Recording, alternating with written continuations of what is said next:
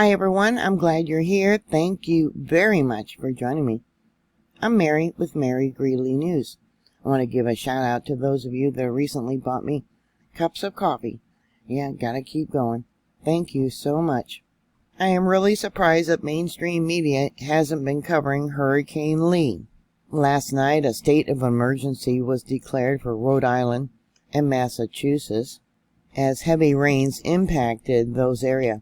Leominster in Massachusetts was just devastated with flash flooding.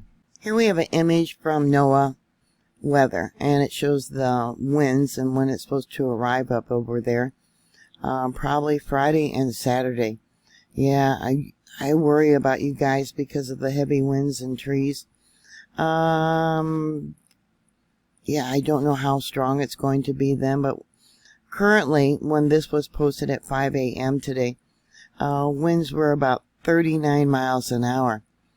And there's an advisory, it says up to 74 miles an hour.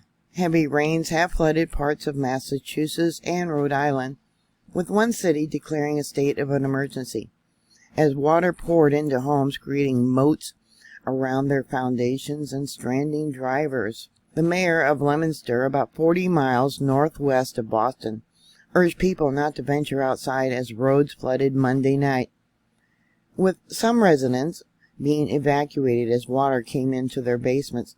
I got pictures here, videos here of it smashing through windows and coming into the first floors of different buildings.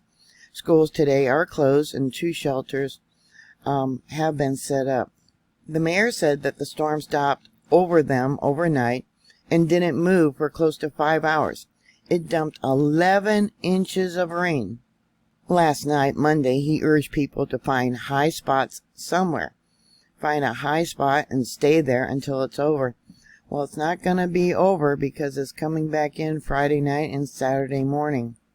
Early this morning, people living in areas near a brook and the North Nashua River in Leominster were told that they should immediately evacuate as a precaution due to a potential issue at the Barrett Park Pond Dam. They said that the dam is one that they were particularly worried about. It is sensitive, and we're talking about replacing. It's water saturated, and they worry about downstream, the mayor said. There was also several homes where the foundations had been washed out, and they're calling this a historical flood. North Attleboro, there in Massachusetts, about 55 miles south of Leominster, they also had flooding, and at least 12 homes were flooded. There was water rescues to different trailer parks. One building did collapse. It housed a flea market and some businesses. Initially first reported there might have been people trapped in the basement, but luckily no one was found. Thank God for that. The mayor of Leominster said that around 100 people sheltered at the Francis Drake School, and said that some of the other schools were badly damaged. Businesses and homes were also damaged, while dozens, if not hundreds of cars had to be towed out of the flooded waters last night. Exposed gas lines, large gas lines, were undermined by the flooding as the roads washed out. According to the National Weather Service, Leominster received 9.5 inches.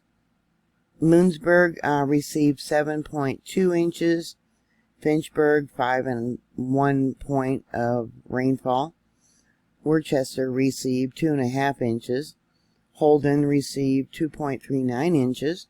Sterling, 2.11 inches. Holden, 1.62 inches. West Warren, 1.4 inches. Shrewsbury, 1.34 of an inch. Westboro, 0.89, and etc.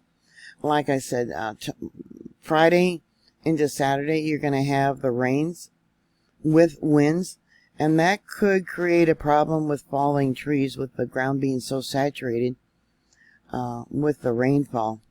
It's probably going to be a while before some of these roads are repaired because they were undermined so badly. And for them to be open initially, there was over 15 road closures. Yeah, sending prayers to everybody there. As always be prepared for a disaster. You just don't know. And I don't know why mainstream media is not talking about this. Please stay safe, sending prayers, and I'll talk to you later. God bless you. Bye.